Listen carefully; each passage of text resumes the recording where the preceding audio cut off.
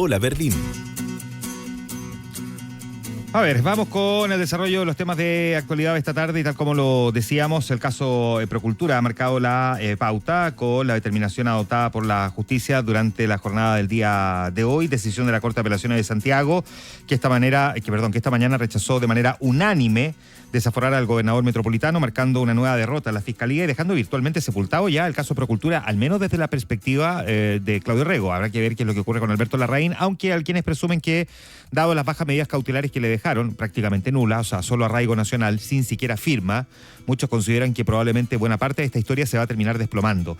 El Tribunal de Alzada desestimó los argumentos esgrimidos por el fiscal de Antofagasta, Cristian Aguilar, para pedir quitar el fuero legal a Orrego y de este modo despejar la vía para solicitar medidas cautelares en su contra, en una formalización de cargos por fraude al fisco, una resolución que se sumó a la adoptada el jueves 12 por la misma Corte, que había confirmado la decisión del juez Patricio Álvarez de rechazar dejar en prisión preventiva a Larraín, el cofundador de Procultura, acusando debilidades en la investigación, porque recordemos que esa fue la razón por la cual finalmente determinó una cautelar prácticamente, digamos, nimia.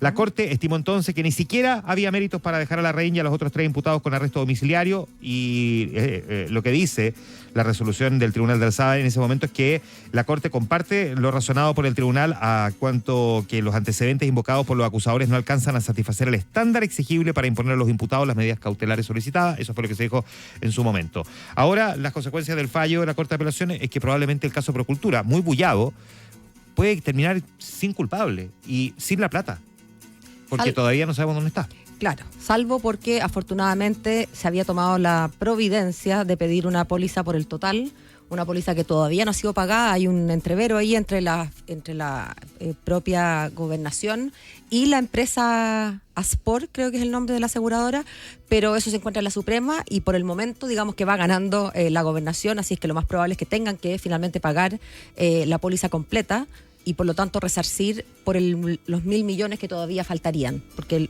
los 600 se habían ejecutado, se habían alcanzado a ejecutar según, eso no está debatido, digamos. Oye, vámonos a Perú. A toda máquina era el eslogan del gobierno de José Gerí. Y se le acabó la benzina, Juan Manuel, después de 130 días de gobierno. Como decías tú, el 7º presidente que no termina el mandato, no le voy a leer todos porque la lista se nos hace muy larga. Hoy día, hace algún rato, el Congreso aprobó esta moción de censura por investigaciones abiertas a raíz de varias reuniones clandestinas con empresarios chinos contratistas del Estado y también por irregularidades en la contratación de funcionarias, hago el énfasis en las mujeres, una veintena de contratos que se habrían dado después de mucha visita nocturna. Le encantaba la visita nocturna al presidente. Era bien noctámbulo. Sí, era como insomne, como que más de 70 visitas al Palacio Presidencial habían terminado después de la medianoche, una cosa, yo no sé, la Cenicienta. Así que el Congreso declara la vacancia. Pero mañana, 18 de febrero a las 18 horas, se va a elegir presidente cuando sesione el Pleno. Para esos efectos se pueden presentar candidatos, o más bien se podían presentar, porque hace 14 minutos venció el plazo para presentar estos candidatos. Mañana entonces va a ganar quien obtenga una mayoría simple y ese mandato debería extenderse hasta el 28 de julio, cuando entraría un nuevo presidente. Déjame contarte un poquito de José Gerí, que entró al Congreso el 2021, pero no entró con votos, porque de hecho había perdido, pero se quedó con el escaño por la inhabilitación del expresidente Martín Vizcarra, que sabemos hoy condenado por corrupción. Luego, el 25 de julio de 2025, fue elegido presidente del Congreso. Y a los pocos meses, la suerte, o no, tocó su puerta, porque dado que destituyeron a Dina Boluarte, él asumió por su calidad de presidente del Congreso, asumió como presidente siendo uno de los más jóvenes en juramentar para ese cargo, 38 años. Hay varios nombres que estaban sonando como posibles candidatos, pero yo no alcancé a mirar, Juan Manuel, porque como te digo, la nómina se cerraba a las 6 de la tarde, así que mañana les podremos contar quiénes son los candidatos. En todo caso, este gobierno partió muy mal. Se demoró primero se demoró más de la cuenta en nombrar gabinete. Y ya era cuestionado por una denuncia de abuso sexual en su contra de fines del año 24. Solo 3 meses atrás, a las 2 de la mañana, las cuentas oficiales del Perú subieron un video de algo más de 4 minutos. ¿Para qué podría un presidente de la República estar subiendo videos a esa hora? ¿Alguna noticia urgente? Bueno, era un video para defenderse precisamente de los cargos que hoy fundamentaron esta censura. Resulta que hay un video de fecha 26 de diciembre que lo muestra entrando con gorra y con capucha a un restaurante chino para juntarse así medio escondido con un empresario chino.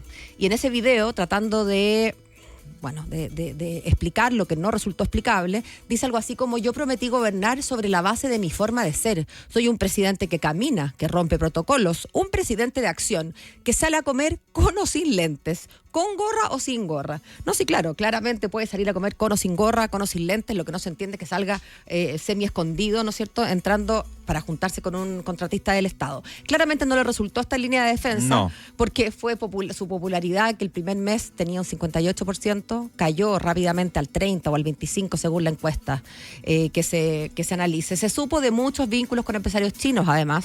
De hecho, uno lo visitó al Palacio de Gobierno, Juan Manuel, en circunstancias de que debía estar cumpliendo arresto domiciliario. Tú te puedes imaginar que alguien rompa el arresto domiciliario no solamente para ir a ver a la mamá, sino que para ir a meterse al Palacio Presidencial con la venia del presidente de la República. Y en paralelo, la estrategia para combatir la delincuencia claramente no está funcionando. El año pasado cerró como uno de los años con un promedio diario de homicidios más alto en casi una década. Así que se acabaron los cuantos días. Espérate, que aquí tengo anotado cuántos días alcanzó a gobernar. 130 días. Claro que no es el que tiene el récord de pocos días, porque el que menos lo hizo fue Manuel Merino, con solo 5 días. 6:18.